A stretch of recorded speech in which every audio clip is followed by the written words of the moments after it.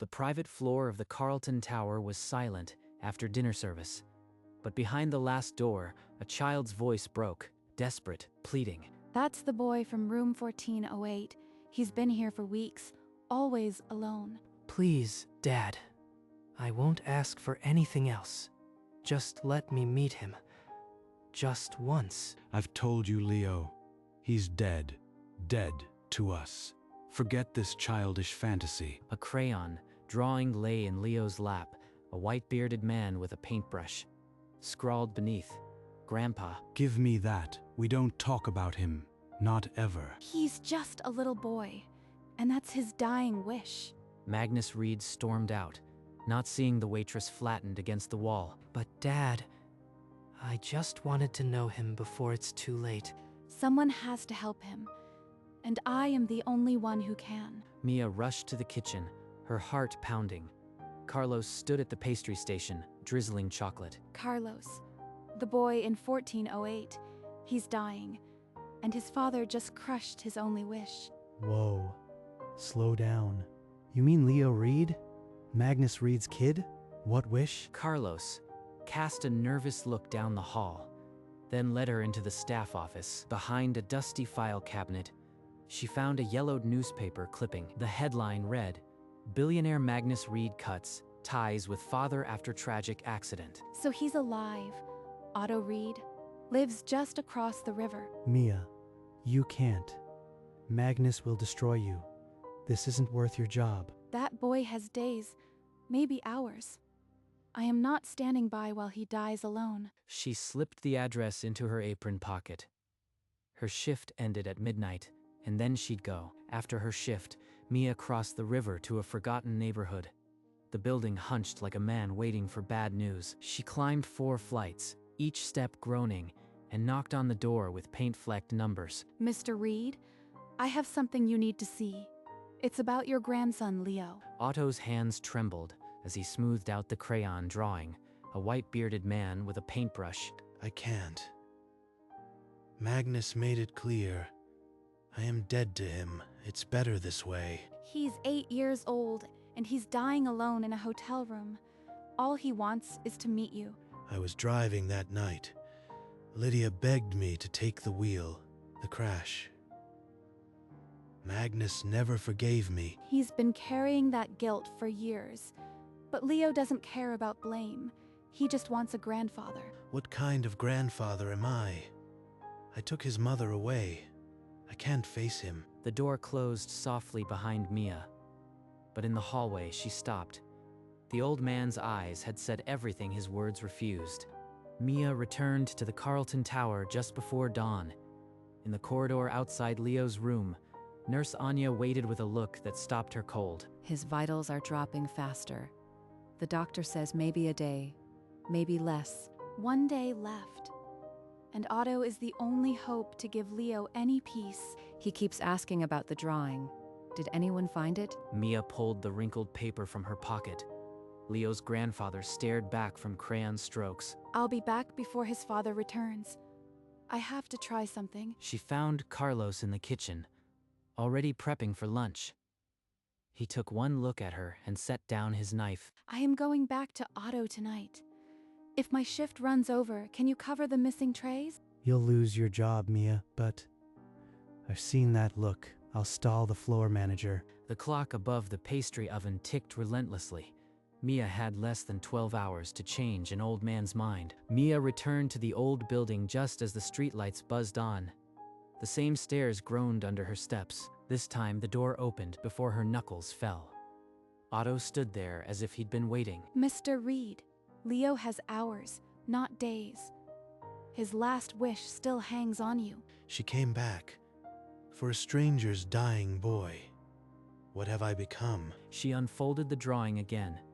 The crayon lines trembled under his gaze. I've dreamed of holding his hand, of saying I am sorry for the hole I left. I'll come, but Magnus must never know.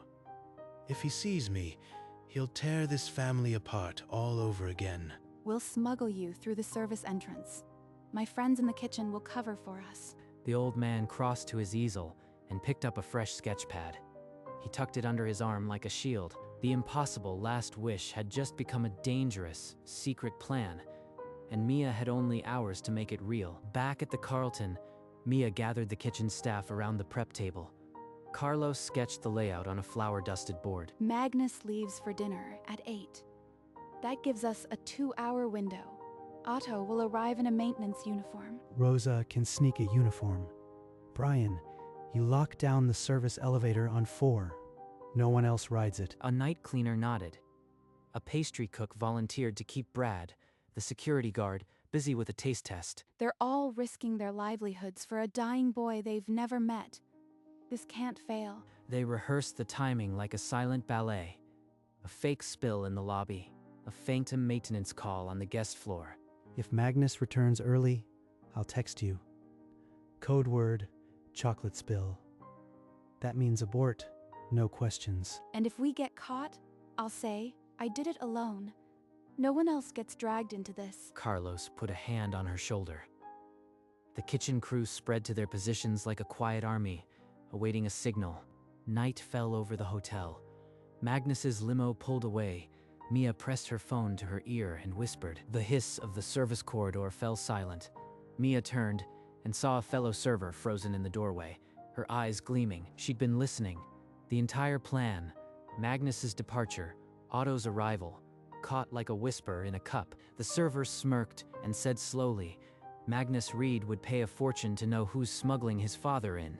You'd sell out a dying child for cash? His only wish is to meet his grandfather before he's gone. The server's smirk wavered. She glanced at the recording light on her phone, then at the floor. I'll take the blame alone if we're caught. Your hands stay clean. Just let the boy have his one night. Finally, the phone lowered. The coworker slipped back into the kitchen, her threat still hanging in the air. She'll keep quiet for now, but if Magnus catches a whisper, she'll sell us without blinking. Every second from now is borrowed. One slip, and Leo's wish dies with our secrets. The plan was still alive, but now a crack ran through it, and Magnus's shadow felt closer than ever. Mia led Otto through the back alley to the hotel's staff entrance. The old man walked with a limp she hadn't noticed before. Turn left at the next corridor. My friend Carlos will keep security busy. Just follow my lead. In the dim service corridor, Otto stopped abruptly and pulled a worn photograph from his inside pocket. Look at his face. That was Magnus before the world broke him. We were whole. Mia leaned in. A younger Magnus beamed beside his wife, Lydia, and Otto stood behind them, proud. That night, she was too tired to drive. I offered. The truck came out of nowhere. I walked away with scratches. She didn't. Magnus never let me explain. He needed someone to hate more than he needed the truth, so I became the villain. He's been carrying a guilt that isn't his. That photograph could break Magnus's walls or destroy us all. She tucked the photograph into her apron pocket. Next to Leo's drawing, two fragile hopes pressed together. The service elevator chimed. The plan was in motion. But now Mia carried a truth that could either heal a family or burn them all. Mia slipped into Leo's room just as Nurse Anya left, a syringe in hand. He's stable for now, but keep the visit short. He tires quickly. Mia? Did anyone hear my wish? The one about my grandpa? I can't tell him yet. If Otto backs out, the hope might break him. A wish like that is magic. Keep believing, I might have a surprise coming. Leo's eyes lit. He reached under his pillow and pulled out a folded paper. A new drawing, a bearded man, a taller man, and a small boy holding hands. If you find him, give him this. Tell him I am not angry. I just wanted a grandpa. This drawing will shatter Otto and maybe mend him. He has to see it tonight. Mia tucked it away. The clock on the monitor read 11:15, 45 minutes until Magnus returned. Mia's phone buzzed. The screen glowed with Carlos's code. Chocolate spill. Chocolate spill. He's back early. Magnus's limousine had not even reached the restaurant. The dinner cut short by a premonition he could not name. Why is every corridor guard away from their post? And that kitchen crew is a swarm of whispers. Brad, Do a full security sweep.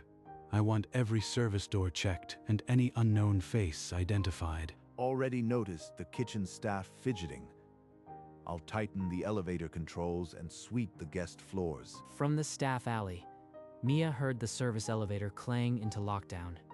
The net was closing. Mia, Brad is on the move. I can buy you 5 minutes with a fake spill, but then you are on your own. 5 minutes to get an old man through locked doors and past a billionaire's paranoia. Otto, we go now. Straight to the service stairs. Do not speak. Do not stop. Magnus stood at his window, staring out at the city. His instincts screamed that something was wrong within his own walls. Mia shoved open the staff door. Beyond it, the service corridor stretched like a narrow artery. Dim and silent in the lobby, Carlos flagged down Brad with a plate of chocolate truffles. New recipe. Boss wants an opinion. Stay behind me. If anyone stops us, you are the new night maintenance guy replacing a pipe on 4. They nearly collided with a laundry cart. Mia shoved Otto into a linen closet just as the attendant passed. Mia's phone glowed in the darkness. A text from Carlos. Brad is asking about the maintenance schedule. I am running out of truffles. I can't breathe in here. My knees shaking. I'll only slow you down. Leo drew you a new picture. 3 people holding hands. He's waiting for you, Otto. They reached the stairwell, 14 flights up, but the elevator was a trap. On the 4th floor landing, a heavy footfall echoed. Brad. They froze, hearts hammering. Mia inched the door open. The private floor stretched before them, at the edge of the shadows. Mia stepped onto the private floor and froze. Magnus stood outside Leo's door, his silhouette taut as a razor. Why is he still awake? Did someone bring him that drawing? He's been restless. I'll increase the sedative. He needs complete quiet. Mia pulled Otto behind a marble column. His wheezing breath could betray them any second. My son is 4 steps away. If he turns, he'll see the man he despises. We can't move. 1 floorboard creak, and Leo's wish ends in catastrophe. A bellhop emerged from the elevator pushing a luggage cart. He saw them, and his eyes widened. Instead of shouting, he nodded toward a service closet and mimed a shush, then deliberately toppled a stack of towels. Magnus spun. The bellhop apologized profusely, drawing attention while the closet door clicked shut. In the suffocating dark, Mia pressed her hand over Otto's mouth. Magnus's footsteps paused right outside. Nurse Anya's voice broke the tension. Mr. Reed, the doctor is on the line about Leo's medication change. Magnus followed her into the suite, muttering. The moment the door clicked, Mia slid out of the closet. Otto, stay back. I'll clear the way. She moved toward Leo's door, heart hammering. But before her hand touched the handle, a shadow fell over her. You. Waitress. Why are you on my floor? Answer now. I came to check if Leo ate. He looked so fragile earlier. Forgive my intrusion. I gave orders. No staff near my son. You are lying. What were you really doing? He'll search the closet. Otto's right there. 1 wrong word and it's over. Please, Mr. Reed. I only meant kindness. I'll leave. I swear, I won't bother you again. Magnus pointed toward the elevator. But as Mia retreated, his eyes strayed to the closet door and something hardened in his face. Magnus's phone buzzed, sharp as an insult. He snatched it, and a board member's voice barked through the speaker, demanding his attention. Leave this floor. If I see you again, you and your entire kitchen crew are finished. He disappeared into the suite, still arguing. The lock clicked deeply. Mia exhaled. Now, Otto. Before he remembers the closet. Otto's hand shook as she led him to the boy's door. The handle turned without a sound. Inside, the room breathed with monitors and the faint scent of antiseptic. Leo lay curled, his small chest rising slowly. Magnus's voice is just in the other room. We have minutes, maybe less, behind the curtain. If he comes back, hide behind the curtain. Do not make a sound. Otto's gaze fell on the small, pale hand resting atop the blanket. His own hand trembled. barely restraining the urge to reach out. Mia positioned Otto behind the heavy drapes. In the sitting room, Magnus's muffled argument grew louder, closer. Leo's eyelids fluttered. The morphine fog lifted just enough to make out a shape beside the curtain. An old man, shaking. Are you the man in my drawing? The one with the paintbrush? Yes, Leo. I am Otto, your grandfather. I've been waiting to meet you my whole life. The boy's face broke open, not with pain, but with joy so pure it hurt to witness. Otto pulled a folded sketch from his pocket, the one he had drawn from Leo's crayon image, now real. I saw your drawing, so I drew you one too. We imagined the same thing. Leo's thin arm wrapped around Otto's neck. The old man crumpled, sobbing into the blanket. In the corner, Mia pressed her hand to her mouth. Every risk of the night condensed into this single, perfect moment. Then, the sitting room door latch clicked. Magnus's voice cut through the wall. "Leo, are you awake?" Otto, curtain, now. Magnus shoved the door open so hard it cracked the wall. The sight of his father froze him, then ignited his rage. You, how dare you set foot here? You are dead to us. Magnus, please, I came for the boy. He wanted... Don't speak. You think you can poison my son with lies? Get out before I have you arrested. Dad, no. He's my grandpa. I asked him to come. From the corner, Mia stepped forward, her hand trembling as she unfolded the old photograph. Look at this, Mr. Reed. Before you throw him out, look at what he gave me, and the truth he should have told years ago. Lydia begged him to drive that night. It was an accident. He walked away, but he never forgave himself because you never let him explain. Magnus's hand shook as he took the photo. The smiling faces stared back, a ghost of a family that was whole. The room fell silent, except for Leo's fading monitor. Magnus's jaw worked, but no words came. His fury had met a wall of truth. Otto took a shivering step closer. His voice, raw with decades of silence, finally cracked open. She told me to drive, Magnus. I held her hand after the crash. Her last word was your name. Why? Why didn't you fight for me? Why did you let me hate you? Because I believed every cruel word you threw at me was what I deserved. I let you bury me. The photograph slipped from Magnus's fingers.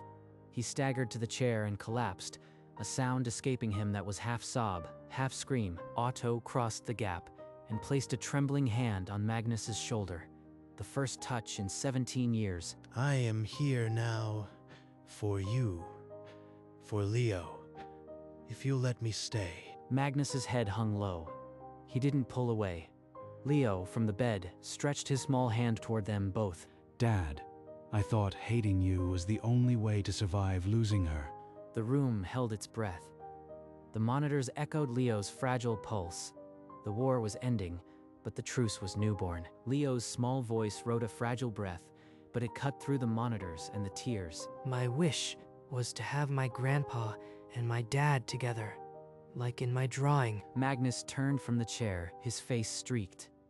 Otto stood frozen, but Leo's open hand was a command neither could refuse. Magnus moved first, then Otto.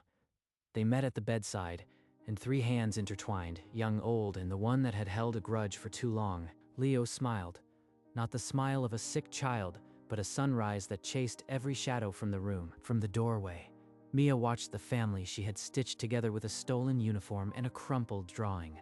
A dying boy's last wish. And it just came true. She eased the door shut with a feather's touch and stepped into the silent corridor. Her work was done. Behind her, through the heavy wood, the faint sound of Magnus's laughter mixed with Otto's broken whisper and Leo's steady, hopeful beep. The impossible had happened, and the waitress who had no business changing the world simply walked away. The next morning, Nurse Anya checked Leo's chart and blinked at the numbers. His vitals weren't just stable, they were climbing. Mr. Reed, I don't understand. His oxygen saturation is up 10%. It's as if hope did what medicine couldn't. Otto sat in a chair pulled close, his fingers black with charcoal, sketching the boy who was finally his grandson. Every line feels like an apology I never got to make. Magnus watched from the doorway, his face raw and unguarded. He hadn't cried since Lydia died, but now the tears came without permission. He found her alone in the staff kitchen, drying porcelain with a steady rhythm. Waitress, Mia, I don't know how to thank you. You risked everything for a boy you didn't know. He drew a picture of a family. I just made the delivery. He slid an envelope onto the counter, thick with more money than she'd earn in a lifetime. What I did tonight wasn't meant to be repaid, but he'll never understand that. Mia looked at the envelope, then shoved it gently back across the counter. Take it. It's not charity. It's a debt I can never fully repay. I don't want your money, Mr. Reed. What I did wasn't for payment. Then a job, education, anything. Name it. I just wanted to see that boy smile. Promise me you'll never forget that moment. Magnus lowered his head. When he looked up, his eyes were wet, and he nodded. From her pocket, Mia drew the old photograph and placed it on the counter beside the envelope. This belongs to your family. I was just the one who carried it for a night. Magnus picked up the photograph as if it were made of glass. The envelope remained untouched. Some debts can't be paid in money. Some payments are just in smiles. In the staff locker room, Mia untied her apron and folded it slowly, as if laying down a uniform she had outgrown. Tonight, I wasn't a waitress. I was the answer to a little boy's wish. She stepped out and found Carlos leaning against the wall, arms crossed, exhaustion lining his face. The manager asked about the missing trays. I said you got sick, and I covered. I don't know how to repay you. You risked everything. You already paid me when you made that boy smile. Now go home before the sun asks what you are still doing here. The lobby stretched before her, cathedral quiet. A lone night porter nodded as she passed. All this opulence, and the most valuable thing I saw tonight, cost nothing. Outside, the city was yawning into dawn. The streets were empty, the air clean and sharp. I'll carry this night for the rest of my life. Not as a burden, as a grace. Months later, light poured into Otto's studio through cleaned windows. On the wall hung a framed canvas, a child's handprint in vibrant paint. Otto's brush moved with a piece it had forgotten. The three figures on his canvas, a man, a boy, and an old man, were finally together. In a penthouse across town, Magnus sat by a window, holding a framed sketch of a smiling boy. He asked for a grandfather. He gave me back my father. On a rattling city bus, Mia unfolded a worn crayon note. The crooked letters were still clear. Thank you, Mia. You brought my grandpa. I was just a waitress. But to a dying boy, I was enough. The Carlton Tower suite stood empty, a soft breeze moving the curtains. On the armchair, a sketchbook lay open to a page holding three joined hands. A small handprint in blue paint hung on the wall, forever 8 years old, forever a bridge between a father and a son. The impossible last wish had become a lantern, and in its glow, an entire family found its way home, all because a waitress chose to listen.